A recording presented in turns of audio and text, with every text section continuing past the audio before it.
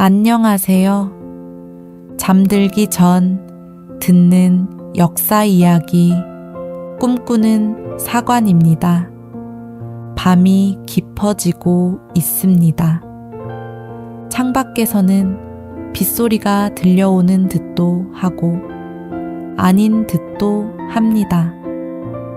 하루의 소리들이 하나씩 꺼져가고 세상이 조금씩 고요해지는 시간입니다.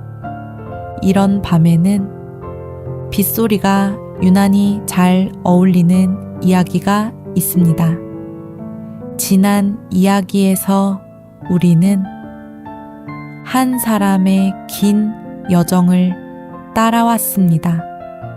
1335년 동북면에 눈 내리는 들판에서 태어나 아버지의 등을 따라 고려에 귀부하고 홍건적과 나하추와 왜구의 파도를 넘어 고려 최고의 장수가 된 사람, 황산의 골짜기에서 활시위를 당기며 나라의 방패가 되었으나 그 방패 너머로 무너져가는 나라를 바라보아야 했던 사람, 이성계였습니다. 그리고 이야기의 마지막, 그는 오만의 대군을 이끌고 압록강을 향해 걸어가고 있었습니다. 요동을 치라는 왕명을 받들어 떠난 출정이었으나 그 발걸음 안에는 아직 답을 얻지 못한 물음이 함께 흐르고 있었습니다. 오늘 밤 그 물음이 마침내 답을 찾는 순간부터 이야기를 이어가겠습니다. 결단으로 시작하여 야망의 꼭대기를 지나 예상치 못한 상실에 이르는 길, 그 길 위로 함께 걸어가 보겠습니다. 1388년 음력 5월이었습니다. 압록강 한가운데에 위와도라 불리는 섬이 있었습니다. 강물 사이에 떠 있는 너른 모래톱 같은 땅이었습니다. 그 섬 위에 오만의 군대가 머물러 있었고 하늘에서는 장맛비가 쉬지 않고 쏟아지고 있었습니다. 비는 며칠째 그치지 않았습니다. 천막 위를 두드리는 빗소리가 밤낮으로 이어졌고 강물은 시간이 갈수록 불어나 군영의 가장자리를 적시기 시작했습니다. 병사들의 군복은 젖어 무거웠고 천막 아래 깔아둔 짚은 진흙과 뒤섞여 있었습니다. 모든 것이 축축했습니다. 갑옷도 화살도 병사들의 얼굴도 비가 내리는 만큼 사기도 함께 가라앉고 있었습니다. 천막 하나에 불빛이 켜져 있었습니다. 우군도 통사 이성계가 홀로 앉아 있었습니다. 빗소리가 천막의 벽을 타고 흘러내리고 있었고 그 소리 너머로 강물이 부딪히는 낮은 울림이 들려왔습니다.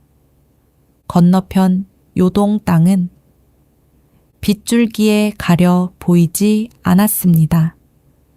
앞으로 나아갈 수도 뒤로 물러설 수도 없는 밤이었습니다. 사불가론을 올렸으나 돌아온 것은 진군하라는 한마디 뿐이었고 남은 것은 오직 자신의 결단뿐이었습니다. 빗소리는 끊이지 않았습니다. 위화도의 밤은 깊어지고 있었고 강물은 천천히 그러나 멈추지 않고 차오르고 있었습니다. 충신의 출정으로 시작된 이 행군이 어떤 이름으로 끝나게 될지 아직 아무도 알지 못했습니다. 다만 빗소리만이 쉬지 않고 내리는 장맛비만이 그 밤의 무게를 고요히 채우고 있었습니다. 비가 그치지 않았습니다. 위화돼 머문 지 열흘이 넘도록 하늘은 단 하루도 맑은 적이 없었습니다. 장마였습니다. 음력 5월의 장마는 해마다 찾아오는 것이었으나 그 해의 비는 유난히 길고 거셌습니다. 압록강은 이미 평소의 몇 배로 불어나 있었고 섬의 낮은 곳은 강물에 잠기기 시작했습니다. 오만 대군이 머물 땅이 하루하루 좁아지고 있었습니다. 병사들은 지쳐가고 있었습니다. 젖은 군복은 마를 틈이 없었고 축축한 땅 위에서 잠을 청해야 했습니다.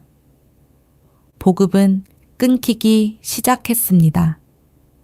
개경에서 출발할 때 가져온 식량은 이 긴 행군과 긴 비 앞에서 바닥을 드러내고 있었고 뒤에서 올라오는 보급 행렬도 불어난 강과 지늘길에 막혀 제때 닿지 못했습니다. 병사들 사이에서 기침 소리가 늘어갔습니다. 활의 악교는 빗물에 풀어져 쓸 수 없는 것이 되어가고 있었습니다.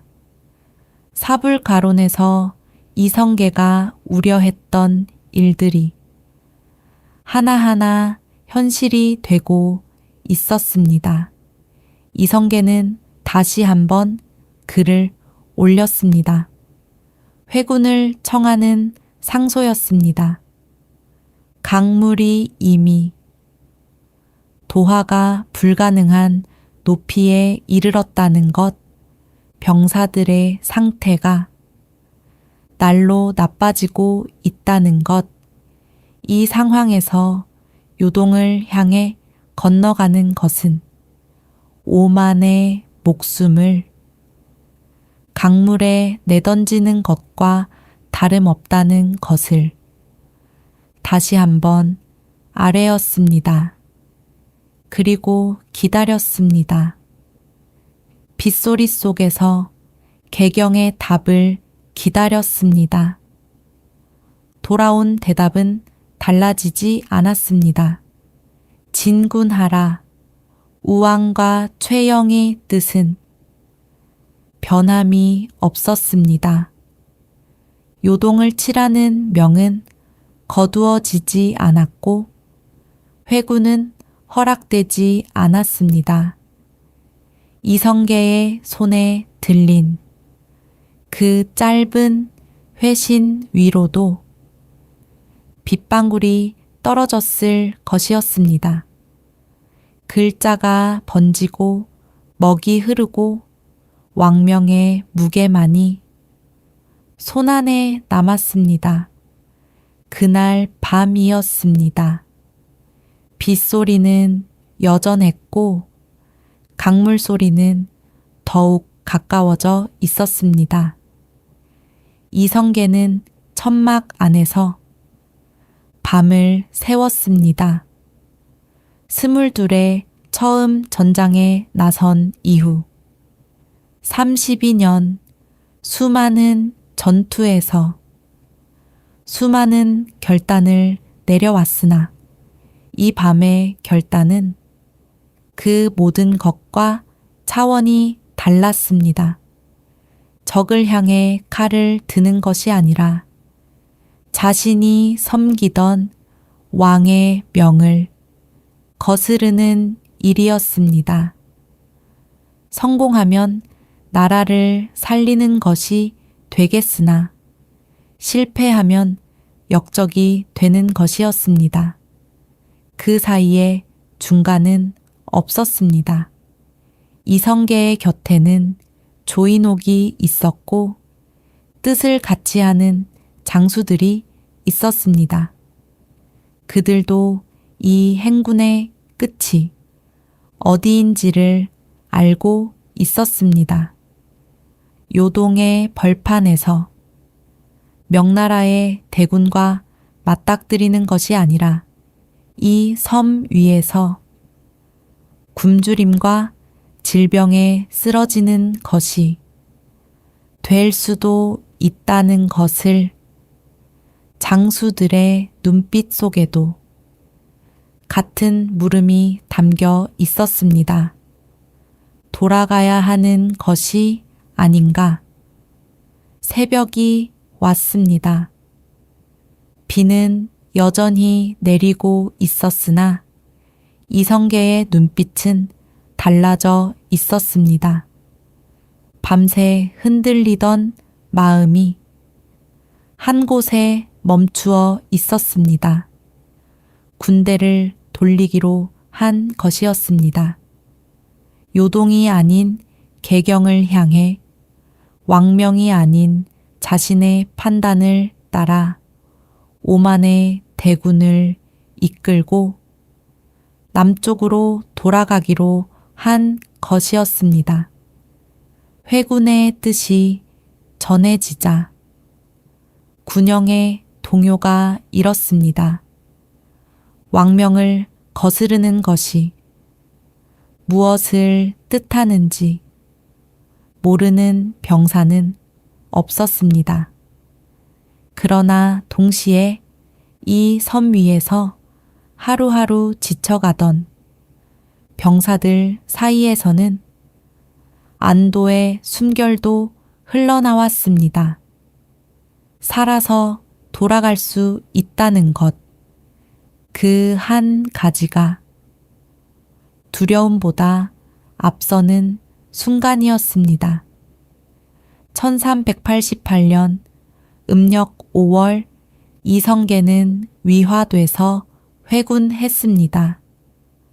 오만의 대군이 방향을 틀었습니다. 압록강을 건너 요동으로 향하는 대신 강을 등지고 남쪽으로 개경을 향해 발걸음을 옮기기 시작했습니다. 충신의 출정이 끝나고 전혀 다른 성격의 행군이 시작된 것이었습니다. 빗속을 뚫고 남쪽으로 내려가는 대군의 행렬은 길게 이어졌고 그 선두에 이성계가 서 있었습니다. 개경에서는 최영이 맞서 싸울 준비를 하고 있었습니다. 회군 소식을 들은 최영은 남은 병력을 모아 도성을 방비했습니다. 한때 전장에서 나란히 적을 물리쳤던 두 장수가 이제는 서로를 향해 칼을 겨누는 사이가 된 것이었습니다. 더 큰 군을 함께 막아내던 날, 같은 편에서 같은 하늘을 보던 날은 이미 아득히 먼 것이 되어 있었습니다. 이성계의 군대가 개경에 이르렀을 때 최영의 방언은 오래 버티지 못했습니다. 오만 대군의 힘 앞에 도성의 문은 열렸고 최영은 사로잡혔습니다. 백발의 노장군은 끝까지 물러서지 않았으나 대세를 돌이킬 수는 없었습니다. 최영은 유배되었고 얼마 지나지 않아 이 세상을 떠났습니다. 황금보기를 돌같이 하라는 가르침을 남긴 청렴한 장수의 마지막이었습니다. 우왕도 폐위되어 강화로 보내졌고 고려의 왕좌는 텅 비어 있었습니다. 이성계는 개경에 입성했습니다. 장마가 걷히고 있었습니다. 구름 사이로 햇빛이 비치기 시작했으나 그 빛 아래에 서 있는 이성계의 마음은 단순하지 않았을 것이었습니다. 전장에서 적을 베는 것과 자신이 섬기던 조정을 뒤엎는 것은 전혀 다른 일이었습니다. 최영과의 인연이 끊어진 자리에 승리의 환호만으로는 채울 수 없는 빈 곳이 남아 있었습니다. 그러나 돌이킬 수 없는 강은 이미 건넌 뒤였습니다. 위화돼서 방향을 틀던 그 새벽, 이성계 안에서 무언가가 바뀌었습니다. 충신과 장수 사이에 서 있던 사람이 이제는 전혀 다른 자리를 향해 걸어가고 있었습니다. 그것이 어떤 자리인지 이성계 자신도 아직 또렷이 말하지 못했을지도 모릅니다. 다만 뒤돌아갈 수 없다는 것만은 분명했고 남은 길은 오직 앞에 있었습니다. 개경의 하늘에서 비가 거치고 있었습니다. 오랜 장마가 지나간 자리에 여름 햇살이 내려앉고 있었고 젖은 땅이 천천히 마르기 시작했습니다. 새로운 계절이 오고 있었습니다. 그것이 어떤 계절이 될지는 아직 아무도 알지 못했습니다. 다만 이전과는 다른 바람이 불고 있었고 이성계는 그 바람 속에 서 있었습니다. 위화돼서 돌아온 이성계의 앞에는 텅 빈 왕좌가 놓여 있었습니다. 우왕을 폐위한 뒤 조정은 창왕을 새로이 세웠습니다. 9살 어린 왕이었습니다. 그러나 누구나 알고 있었습니다.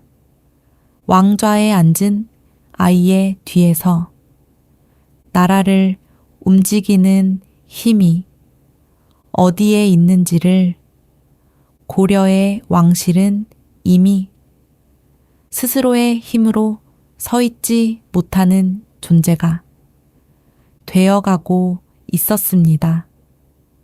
창왕의 시간은 길지 않았습니다. 이듬해 창왕마저 폐위되고 공양왕이 즉위했습니다. 공양왕은 고려 왕씨의 후손이었으나 그 왕관의 무게를 스스로의 어깨로 지탱할 수 있는 처지가 아니었습니다. 왕을 세우고 왕을 바꾸는 일이 반복될수록 고려의 왕실은 얇아져 갔습니다. 500년을 이어온 왕조의 뿌리가 조금씩 그러나 분명하게 흔들리고 있었습니다. 이 무렵이었습니다. 이성계의 곁에 한 사람이 다가왔습니다. 정도전이었습니다. 정도전은 오래 떠돌았던 사람이었습니다. 젊은 시절 성균관에서 학문을 닦았으나 권문세족의 벽에 부딪혀 뜻을 펴지 못했습니다. 원나라의 사신으로 다녀온 뒤 고려의 현실에 더욱 깊은 회의를 품게 되었고 이후 유배와 방랑의 세월을 보내야 했습니다.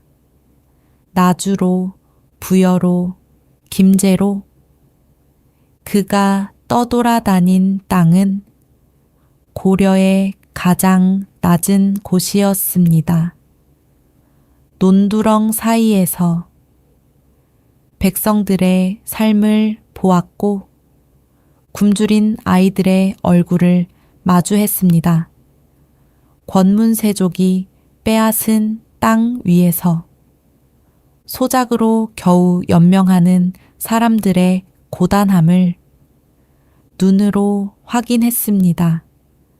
그 오랜 방랑 속에서 정도전은 한 가지를 깨달았습니다. 고려라는 나라를 고치는 것만으로는 부족하다는 것이었습니다. 뿌리째 썩은 나무에 가지를 쳐내는 것은 소용이 없었습니다. 새 나라가 필요했습니다. 새 법이 필요했고 새 제도가 필요했으며 그 모든 것을 세울 수 있는 힘을 가진 사람이 필요했습니다. 정도전의 눈이 이성계를 향한 것은 그 긴 깨달음의 끝에서였습니다. 1383년 동북면에서 두 사람이 처음 만났습니다.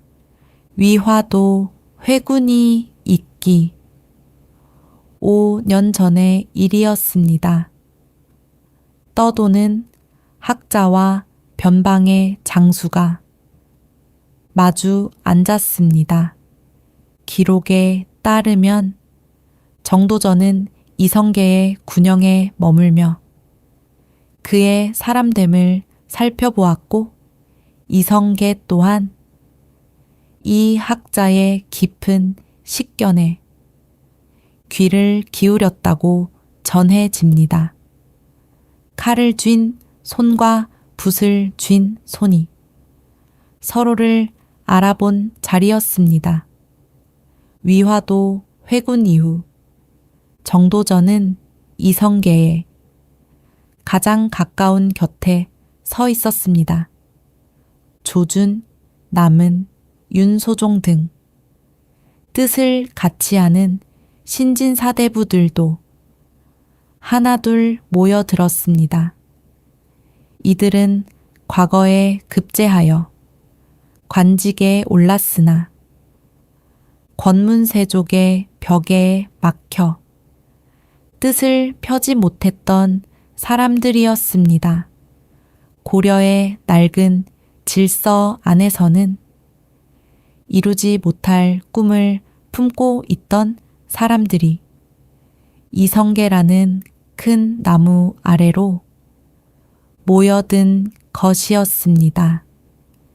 이들이 가장 먼저 손을 댄 것은 땅이었습니다. 고려의 가장 깊은 병은 토지에 있었습니다.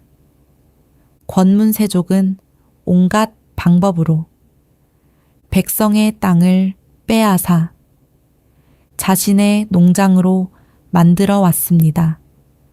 한 사람이 산과 들을 넘어 끝이 보이지 않을 만큼 넓은 토지를 차지하고 있었고 그 땅에서 일하는 백성들은 수확의 대부분을 바치고도 겨우 입에 풀칠하는 형편이었습니다. 나라의 재정은 바닥이 나 있었고 군사를 먹일 곡식조차 부족했습니다. 밖에 적을 막아야 할 나라가 안의 탐욕에 뼈가 갉아먹히고 있었던 것이었습니다. 1391년 과전법이 시행되었습니다. 권문세족이 불법으로 차지한 토지를 몰수하고 관리에게 직역에 따라 일정한 땅을 나누어 주는 새로운 제도였습니다. 이것은 단순한 토지 정책이 아니었습니다. 고려를 떠받치고 있던 기득권의 뿌리를 뽑아내는 작업이었습니다. 수백 년간 이어져 온 질서를 뒤엎는 일이었으므로 반발은 거셌습니다. 그러나 군사력을 쥔 이성계와 이념의 칼을 쥔 정도전의 결합 앞에서 구세력의 저항은 힘을 잃어갔습니다. 정도전은 설계하는 사람이었습니다.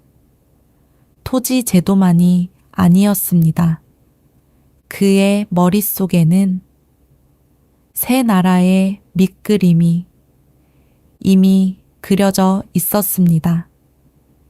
왕이 다스리되 신하가 보필하는 나라, 법과 제도가 사람 위에 서는 나라, 백성의 삶이 정치의 중심에 놓이는 나라, 유교의 이상을 현실의 정치에 옮겨 심는 것이 정도전의 꿈이었고 그 꿈을 현실로 만들 수 있는 힘은 이성계에게 있었습니다.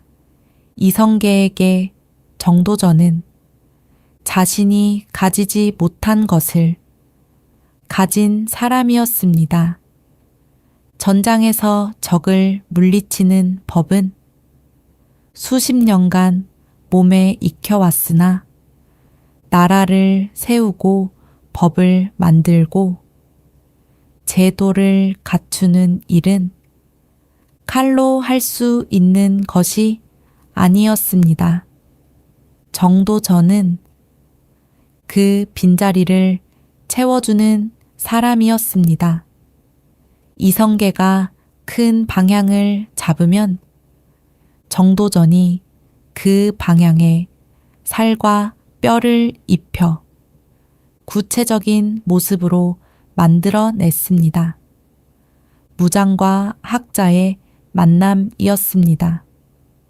칼과 붓이 같은 곳을 향해 나아가고 있었습니다. 그것은 단순한 정치적 동맹을 넘어 새로운 시대를 함께 열어가겠다는 동반자의 신뢰였습니다. 정도전이 구상한 나라의 밑그림 위에 이성계의 힘이 기둥을 세우고 이성계의 결단 위에 정도전의 지혜가 지붕을 얻는 것이었습니다. 고려의 마지막 해가 저물어가고 있었습니다. 공양왕은 왕좌에 앉아 있었으나 그 왕좌 아래의 땅은 이미 다른 사람의 것이 되어가고 있었습니다. 낡은 나라의 벽이 하나씩 허물어지고 있었고 그 자리에 새 나라의 주춧돌이 하나씩 놓이고 있었습니다. 아직 조선이라는 이름은 어디에도 쓰이지 않았으나 그 이름이 불리게 될 날은 조금씩 가까워지고 있었습니다. 1392년의 봄바람이 개경의 거리를 지나고 있었습니다. 매화가 피었다가 졌고 버드잎이 연한 초록으로 물들기 시작했습니다. 계절은 어김없이 돌아오고 있었으나 이 땅 위의 시간은 전과 같지 않았습니다. 무언가가 끝나가고 있었고 무언가가 시작되려 하고 있었습니다. 정도전은 밤마다 붓을 들었고 이성계는 낮마다 사람들을 만났습니다. 두 사람 사이에 오가는 말은 많지 않았으나 시선이 향하는 곳은 같았습니다. 아직 이름 없는 새 나라, 아직 세워지지 않은 새 궁궐, 아직 쓰이지 않은 새 법전, 그 모든 것이 이 봄의 공기 속에서 천천히 익어가고 있었습니다. 1392년 음력 7월이었습니다. 여름의 끝자락이었고 매미 소리가 개경의 나무들 사이에서 높게 울고 있었습니다. 공양왕이 왕위를 내려놓았습니다.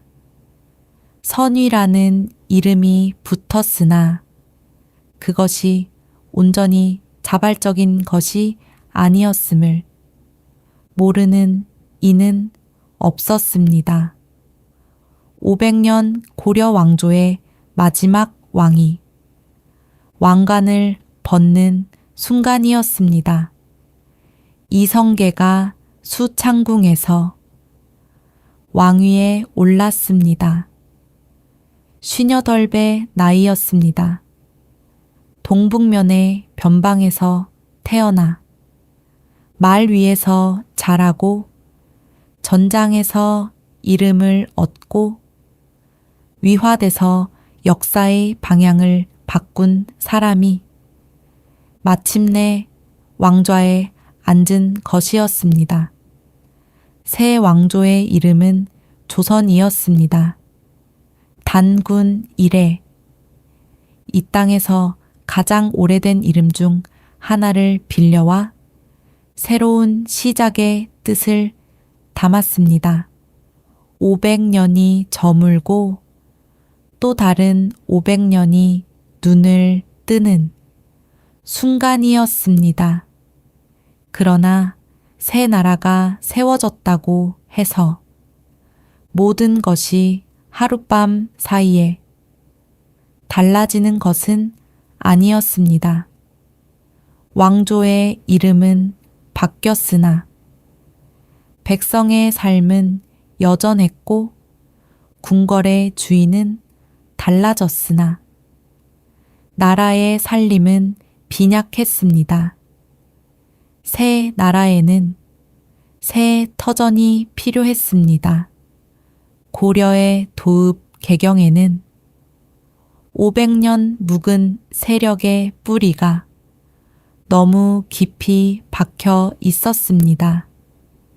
거리마다, 관청마다, 사대부의 저택마다 고려의 기억이 서려 있는 곳에서 새로운 시작을 하기에는 그 그림자가 너무 짙었습니다.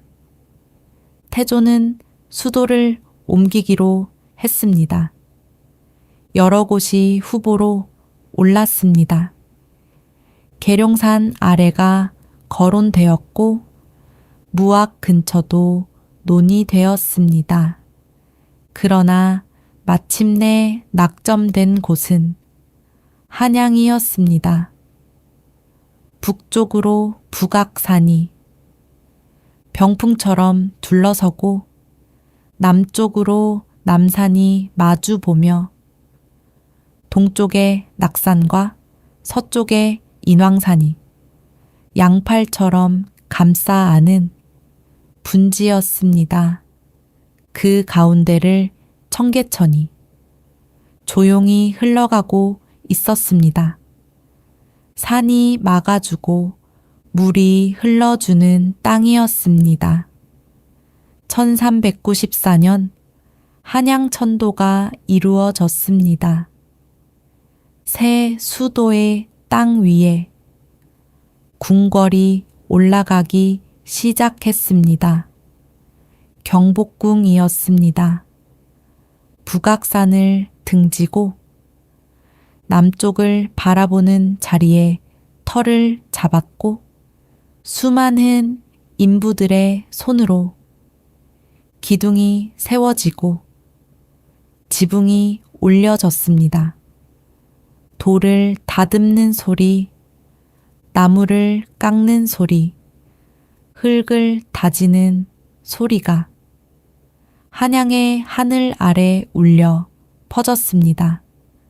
텅 비어 있던 분지 위에 나라의 심장이 한 칸 한 칸 지어져 가고 있었습니다. 정도전은 이 궁궐의 정각 하나하나에 이름을 붙였습니다. 큰 정전에는 근정전이라는 이름을 올렸습니다.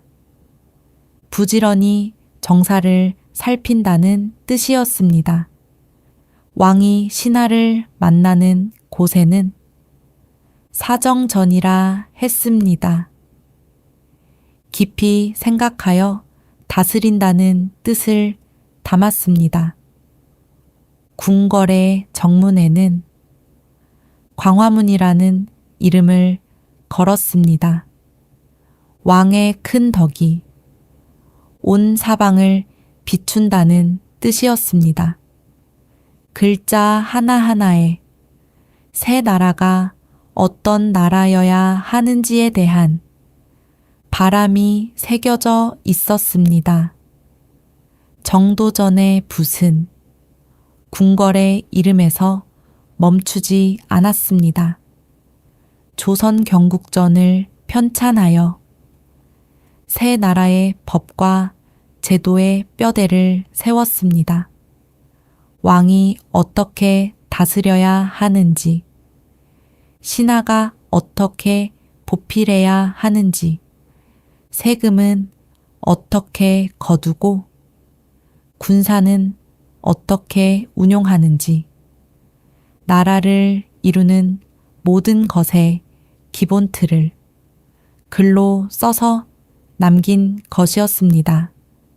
방랑의 세월 동안 가슴 속에 품어왔던 새 나라의 설계도가 마침내 세상의 모습을 드러낸 것이었습니다.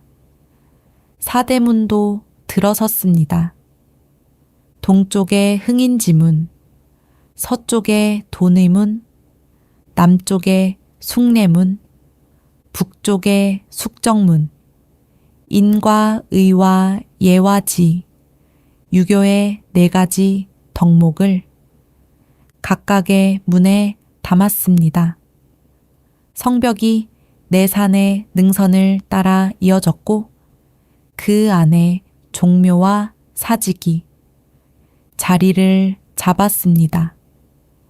왕실의 조상을 모시는 종묘가 동쪽에, 땅과 곡식의 신에게 제를 올리는 사직이 서쪽에 놓였습니다. 도성의 모습이 하나하나 갖추어져 갈 때마다 조선이라는 나라는 이름뿐 아니라 형체를 가진 존재가 되어가고 있었습니다. 태조 이성계는 경복궁의 높은 곳에서 한양을 내려다 보았을 것이었습니다. 북악산의 바위 사이로 바람이 불어왔고 새로 올린 기와 위로 가을 햇살이 내려앉고 있었습니다. 오래전 동북면의 들판에서 아버지와 함께 말을 달리던 소년이 이제 한 나라의 도읍을 세운 왕이 되어 이 자리에 서 있었습니다. 활과 칼로 전장을 누비던 무장이 궁궐과 성벽과 법전으로 나라를 세우는 자리에 와 있었습니다. 정도전이 곁에 있었습니다. 칼을 쥔 손과 붓을 쥔 손이 함께 만들어낸 나라였습니다.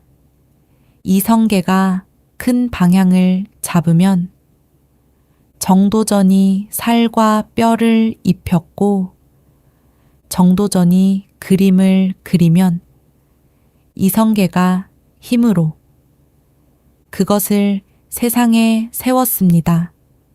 이 시기에 두 사람은 가장 이상적인 군신의 모습을 보여주고 있었습니다.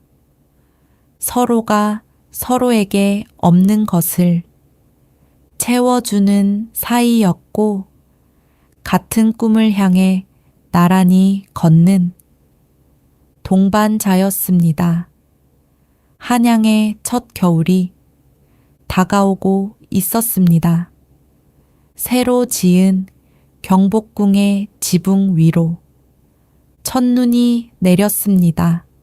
하얀 눈이 근정전의 기와 위에 광화문의 현판 위에 아직 나무 냄새가 가시지 않은 새 정악의 마루 위에 소리 없이 내려앉았습니다. 태조는 그 풍경을 바라보았습니다. 새 나라의 첫 겨울이었습니다. 모든 것이 희망처럼 보이는 계절이었습니다. 그러나 그 하얀 눈 아래에서 아직 아무도 눈치채지 못한 것이 하나 있었습니다. 궁궐 안에서 어떤 그림자가 조용히 자라나고 있었습니다.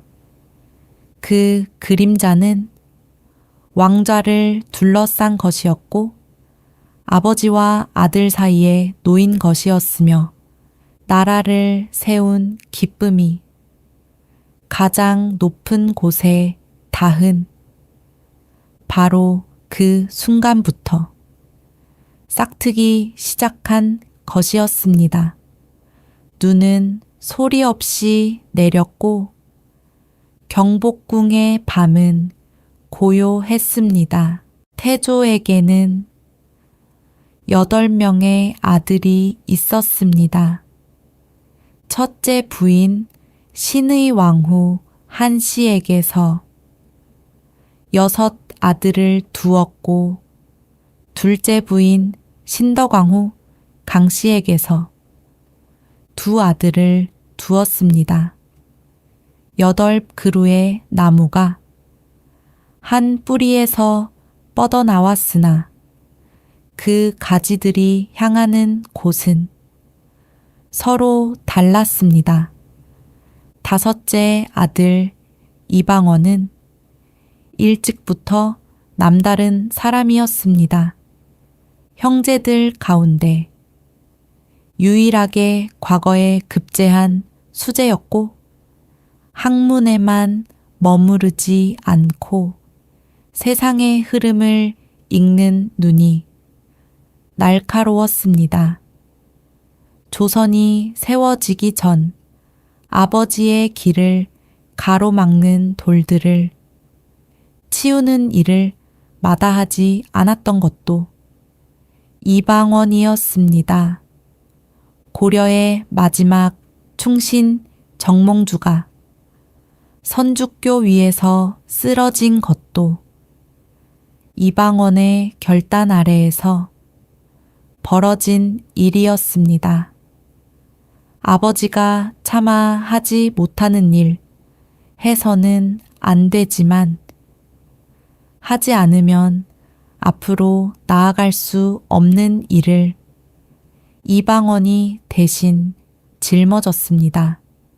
이방원은 믿었을 것이었습니다. 아버지가 왕이 되면 그 왕자를 이을 자리는 자신에게 올 것이라고 피를 묻힌 손으로 길을 닦아온 사람이 그 길의 끝에서 보상을 기대하는 것은 자연스러운 마음이었습니다. 형제들 중 누구보다 많은 것을 감당했고 누구보다 깊이 아버지의 뜻에 몸을 실었다는 자부심이 있었습니다. 1392년 조선이 세워지고 세자를 책봉하는 날이 왔습니다. 조정의 시선이 왕좌 앞에 모여 있었습니다. 태조가 세자로 책봉한 것은 이방원이 아니었습니다. 막내 방석이었습니다. 갭이 신덕왕후 강씨의 소생이었고 나이는 겨우 11살이었습니다. 아직 세상의 무게를 알지 못하는 어린 아이가 나라의 후계자가 된 것이었습니다.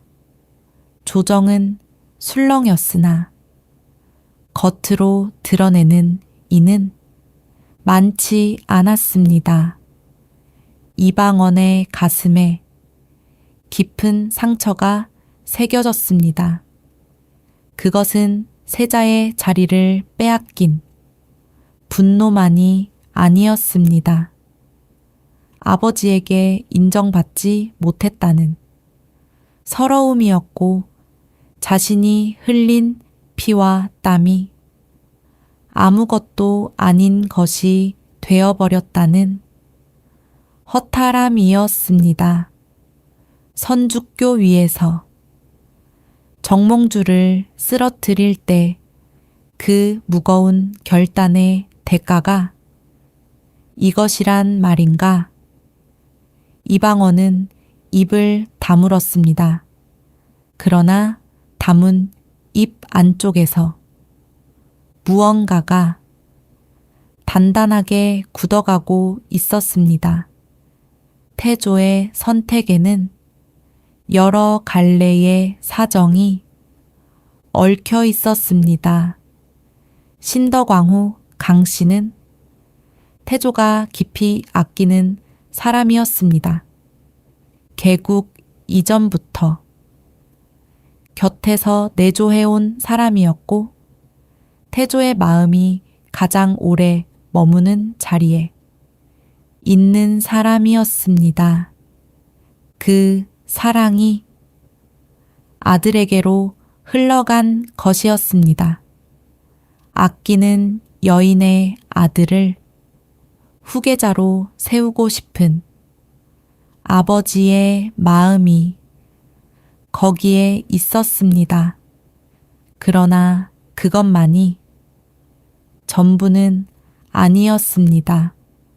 정도전의 뜻도 이 선택 안에 깊이 놓여 있었습니다. 정도전은 어린 세자를 원했습니다. 장성한 왕자가 왕위에 오르면 강한 왕권이 신하를 압도할 것이었고 그것은 정도전이 설계한 나라의 모습이 아니었습니다. 정도전이 꿈꾼 조선은 재상이 정치의 중심에 서는 나라였습니다. 왕이 큰 방향을 잡되 실제 정사는 재상과 신하들이 이끄는 나라, 그 설계를 실현하기 위해서는 어리고 유순한 세자가 필요했습니다.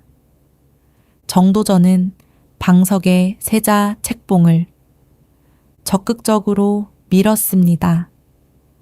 정도전은 한 걸음 더 나아갔습니다. 왕자들의 사병을 혁파하려 한 것이었습니다. 조선의 왕자들은 저마다 사사로이 거느리는 군사를 가지고 있었습니다. 정도전은 이 사병을 모두 거두어 조정으로 집중시키려 했습니다. 나라의 군사력이 왕자 개인의 손에 있어서는 안 된다는 것이 명분이었고 그 논리 자체는 틀린 것이 아니었습니다. 그러나 이방원의 눈에 이것은 전혀 다르게 보였습니다. 세자의 자리를 빼앗긴 데 이어 자신의 마지막 힘마저 빼앗기는 것이었습니다. 정치적 입지만이 아니라 목숨을 지킬 수단까지 잃게 되는 것이었습니다. 궁궐 안의 공기가 달라지고 있었습니다.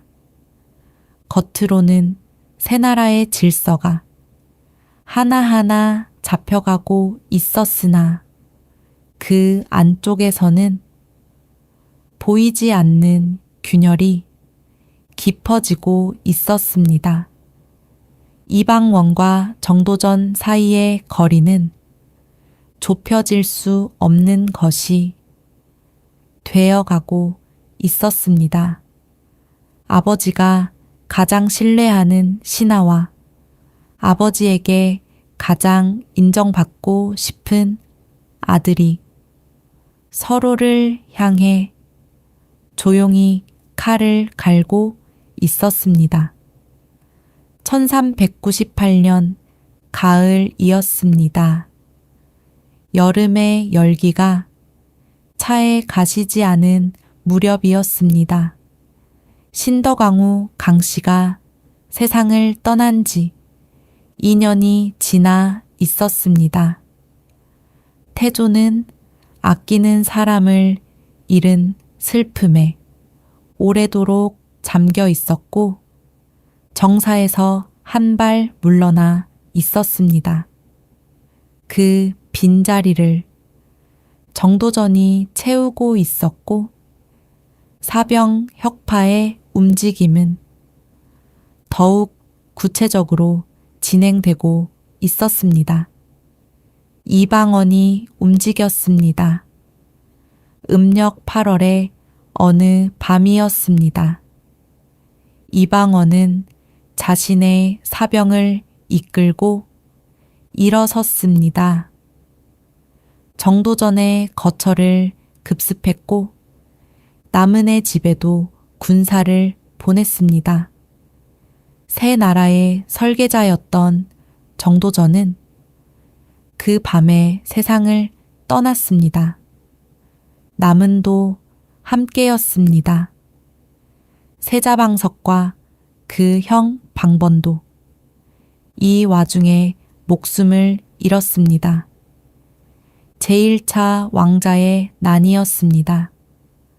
한밤의 일이었습니다. 경복궁 너머로 불빛이 흔들렸고 어둠 속에서 급한 발걸음 소리가 오갔습니다. 그리고 모든 것이 끝났을 때 궁궐 안에는 이상한 고요가 내려앉았습니다. 태조가 아끼던 막내 아들이 떠났습니다. 태조가 가장 신뢰하던 신하가 떠났습니다. 그리고 그 모든 것을 행한 사람은 태조의 또 다른 아들이었습니다. 태조 이성계는 평생 전장에서 어떤 적 앞에서도 물러서지 않았던 사람이었습니다. 홍건적의 거대한 물결 앞에서도 나하추의 기병 앞에서도 왜구가 가득 찬 황산의 골짜기 앞에서도 흔들리지 않았습니다. 그러나 이 밤의 소식 앞에서는 달랐습니다. 전해지는 기록에 따르면 태조는 크게 상심하여 한동안 스스로를 추스르지 못했다고 합니다. 나라를 세운 손으로도 자신의 아이들을 지키지 못한 아버지였습니다. 장수로서 수만의 적을 물리쳤으나 제 아들들 사이에 벌어진 참극을 막을 수 없었던 아버지였습니다. 왕의 자리에 앉아 천하를 호령했으나 가장 가까운 곳에서 벌어진 비극 앞에서는 아무런 힘도 쓰지 못한 아버지였습니다. 가을 바람이 궁궐의 처마 끝을 스치고 지나갔고 텅 빈 정악 위로 달빛만이 차갑게 내려앉고 있었습니다. 며칠 뒤 태조 이성계는 왕위를 내려놓았습니다. 둘째 아들 방과에게 왕좌를 넘겼습니다. 훗날 정종이라 불리게 되는 이였습니다. 왕자의 난 이후 남은 아들들 사이에서 그나마 다툼의 바깥에 서 있던 사람이었습니다. 태조는 산왕이 되었습니다. 왕이 돼 왕이 아닌 아버지 돼 아버지 노릇을 할 수 없는 자리였습니다. 상왕이 된 태조는 경복궁의 정악을 홀로 걸었습니다. 자신이 세운 궁궐이었습니다. 정도전과 함께 정악마다 이름을 붙이던 날이 있었습니다. 근정전, 사정전, 광화문. 부지런히 다스리고 깊이 생각하며 빛으로 온 세상을 비추겠다는 뜻을 담았던 이름들이었습니다. 그 이름들은 여전히 현판 위에 걸려 있었으나 이름을 함께 지은 사람은 이미 이 세상에 없었습니다. 경복궁의 첫눈을 바라보며 희망을 품었던 날도 이미 아득히 먼 것이 되어 있었습니다. 태조의 발걸음이 텅 빈 마당을 지나갔습니다. 근정전의 지붕 위로 달이 떠 있었습니다. 가을 달이었습니다. 발도의 차가운 빛이 기와 위에 섬돌 위에 빈 마당의 돌바닥 위에 고요히 내려앉아 있었습니다. 발걸음 소리만이 그 고요를 깨뜨리고 있었습니다. 오만 대군의 함성도 황산 벌판의 환호도 개국의 축포도 모두 지나간 뒤였습니다. 남은 것은 한 사람의 발걸음 소리뿐이었습니다. 1335년의 동북면이 떠올랐을 것이었습니다. 눈 내리는 들판 위에서 아버지의 등을 따라 말을 달리던 시절이 아버지 이자춘이 고려를 향해 돌아서던 날 22살의 젊은 장수로서 첫 전장에 섰던 날이 홍건적의 물결을 넘고 나하추의 칼바람을 막아내고 황산의 골짜기에서 활시위를 당기던 날들이 그 모든 날들이 이 밤의 달빛 아래에서 하나로 이어져 있었습니다. 위화도의 빗속에서 내린 결단이 있었습니다. 왕명을 거스르고 군대를 돌리던 그 새벽 돌이킬 수 없는 강을 건넌 사람의 비장한 각오가 있었습니다. 정도전과 함께 새 나라의 밑그림을 그리던 날들이 있었습니다. 한양의 터를 잡고 궁궐을 세우고 사대문을 열던 날들이 있었습니다. 그 모든 것이 꿈처럼 눈부셨으나 꿈의 끝자락에서 기다리고 있던 것은 아들들의 비극이었습니다. 활로 적을 물리치는 법은 알았으나 아들들 사이의 골을 메우는 법은 알지 못했습니다. 나라를 세우는 법은 배웠으나 왕좌 앞에 선 아들들의 마음을 읽는 법은 배우지 못했습니다. 전장 위에서는 누구보다 정확했던 눈이 가장 가까운 사람들의 고통 앞에서는 흐려져 있었습니다. 이성계는 영웅이었으나 동시에 한 사람의 아버지였고 그 아버지로서의 자리에서 그는 끝내 스스로를 지켜내지 못했습니다. 태조는 왕좌를 내려놓은 뒤에도 오래 살았습니다. 함흥으로 떠났다가 돌아왔고 불교의 마음을 기울이며 남은 세월을 보냈습니다. 한양과 함흥 사이를 오가는 긴 시간 속에서 그는 무슨 생각을 했을 것인지 동북면의 바람을 다시 맞으며 아버지와 함께 달리던 들판을 다시 바라보며 그 오랜 여정의 의미를 되짚어 보았을 것이었습니다.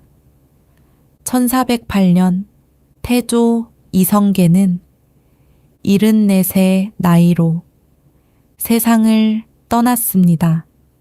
변방의 천호 아들에서 시작하여 고려 최고의 장수가 되었고 한 왕조를 무너뜨리고 새 왕조를 세운 사람이었습니다. 500년 조선의 첫 문을 연 사람이었으나 그 문 안에서 가장 먼저 상처받은 사람이기도 했습니다. 영웅이 삶이었으나 그 영웅도 끝내 사람이었습니다. 그가 떠난 뒤에도 경복궁은 남았습니다. 근정전의 기둥은 서 있었고 광화문의 현판은 걸려 있었습니다. 그가 세운 나라 조선은 500년을 더 이어갔습니다. 한양의 사대문 안에서 수많은 왕들이 왕좌에 앉았다가 떠나갔고 수많은 이야기들이 피어났다가 졌습니다. 그 500년의 첫 장을 연 사람은 동북면에서 태어난 한 아이였습니다. 그리고 태조가 떠난 왕좌 위에서 아들들의 이야기는 아직 끝나지 않았습니다. 방가에게 넘겨진 왕좌가 다시 한번 흔들리게 되는 날이 머지않아 찾아옵니다. 다음 시간에는 그 이야기로 여러분을 찾아뵙겠습니다. 오늘 밤은 여기서 쉬어가겠습니다. 텅 빈 정악 위로 달빛이 흐르고 있습니다. 낮고 고른 그 빛이 기와 위에, 마당 위에, 그리고 오늘 하루를 마친 여러분의 밤 위에 조용히 내려앉고 있습니다. 긴 이야기를 따라와 주셔서 고맙습니다. 편안한 밤 되세요.